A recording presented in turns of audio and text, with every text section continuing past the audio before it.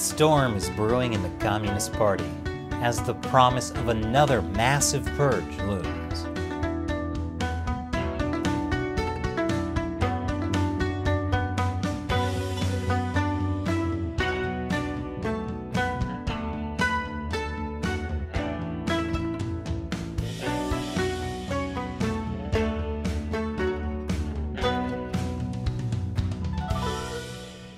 Welcome to China Uncensored. I'm your host, Chris Chappell. Did you know China spends more on its police force than it does its entire military? That's because the greatest threat to the Chinese Communist Party isn't a foreign invasion, it's unhappy Chinese people. Of course, calling it the police force doesn't really do it justice. I'm talking about the entire internal security apparatus. That includes regular police, secret police, black jails, the whole kit and caboodle. China's internal security is run by a powerful organization called the Political and Legal Affairs Commission, or PLAC. To be clear, the PLAC is part of the Chinese Communist Party, not the Chinese government, but it controls all of the law enforcement in China. And Chinese leader Xi Jinping is about to begin a major purge of the PLAC. That's because later this year will be the 20th Party Congress, the biggest meeting of the Chinese Communist Party. And at that meeting, Xi hopes to make himself presentator for life. So once again, it's time for everyone's favorite communist soap opera, General Hostility. Previously on General Hostility, corruption and purges. Xi Jinping fights for control of the PLAC from his arch-nemesis, former Chinese leader and toad-eater Jiang Zemin.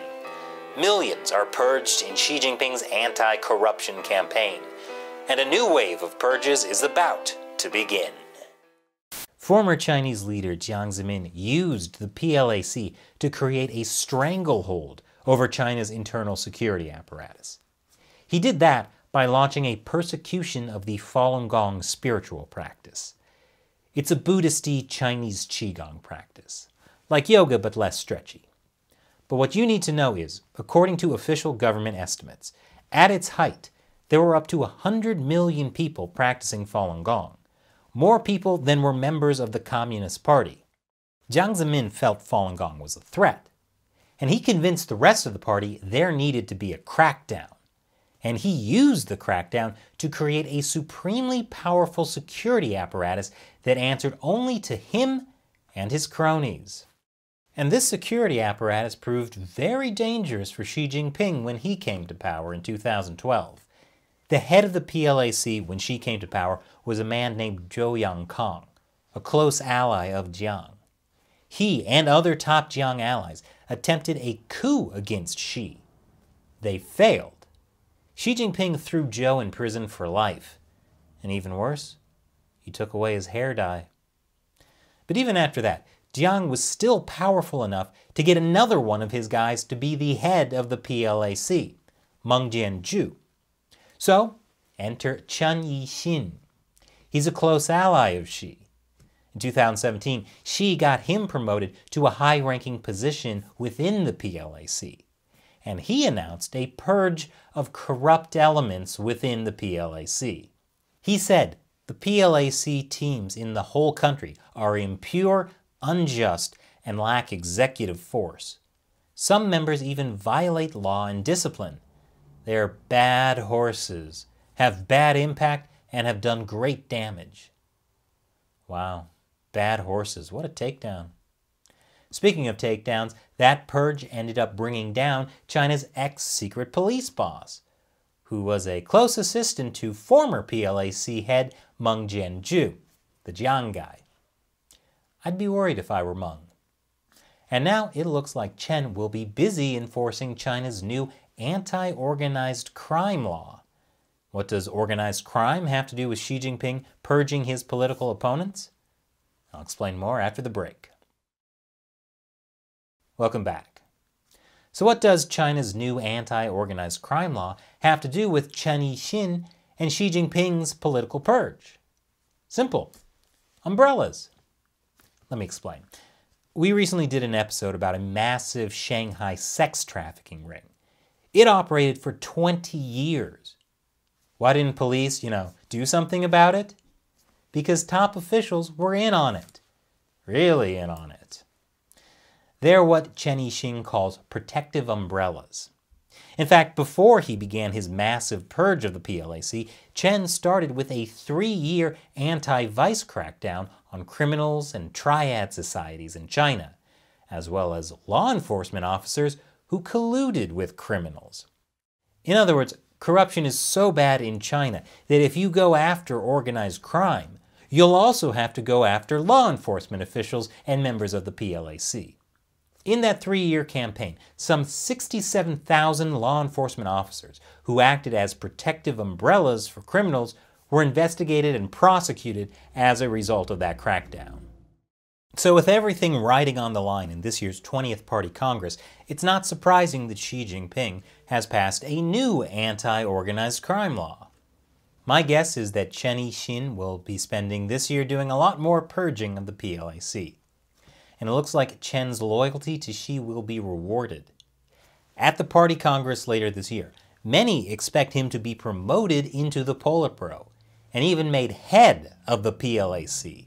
Remember, Chen right now is just a high-ranking official within the PLAC, not the actual top dog. It's even possible Chen could conceivably get a super promotion into the Politburo Standing Committee as Central Discipline Inspection Commission head or a Central Secretariat secretary. In other words, Xi Jinping will have his people in place to fully control China's entire security apparatus, which, remember, is bigger than the Chinese military.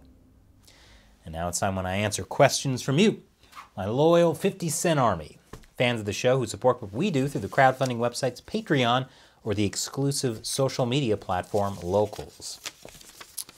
DPR of DC asks on Locals, both Hypnotoad and Pooh have loyal security forces that appear focused on removing each other's allies.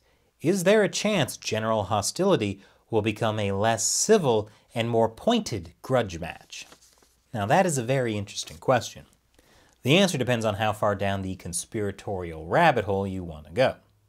There have been rumors for a long time that the grudge match is already going on.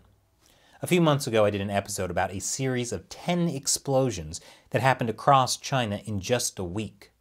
Some have claimed these are actual attacks carried out by the Jiang faction. That was also a conspiracy theory some were talking about after the massive explosion in Tianjin back in 2015. There were also those coup attempts against Xi Jinping I mentioned earlier. It wouldn't be the first time Jiang had been accused of trying to take down a rival. There were rumors Jiang tried to assassinate his successor, Hu Jintao, back in 2006. According to a Hong Kong media report, Hu was inspecting a naval fleet in Qingdao when some of the ships fired on his ship. The problem is we have no way of proving whether any of this actually happened. But I imagine the more desperate the Jiang faction gets, the more willing they'll be to try desperate measures. Needless to say, the Party Congress in November will be a very interesting time. What's that, Shelley? November is also the U.S. midterm elections. Never mind, November will be a very busy time. Thanks for your question, DPR of DC, and for your support. And thanks to all of you for watching. Consider joining the China Uncensored 50-cent army. You'll have a chance to ask me questions on the show, and there are some other cool perks as well. Check out patreon.com/China Uncensored or ChinaUncensored.locals.com to learn more. Once again, I'm Chris Chappell. See you next time.